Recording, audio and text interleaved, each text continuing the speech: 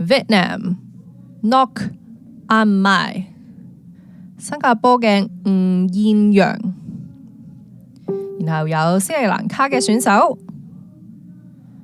賽咧，如果係今日日頭嗰啲情況咧，喺太陽底下咧係倍覺辛苦。你喺個水池度真係會望到海市蜃樓。你嗰啲一個個上完水池方面啦，咁就會係教練睇一睇你左腳定右腳咧，會比較純熟少少，或者發力會比較係流暢啲去決定咧，你係用邊隻腳去起跳嘅。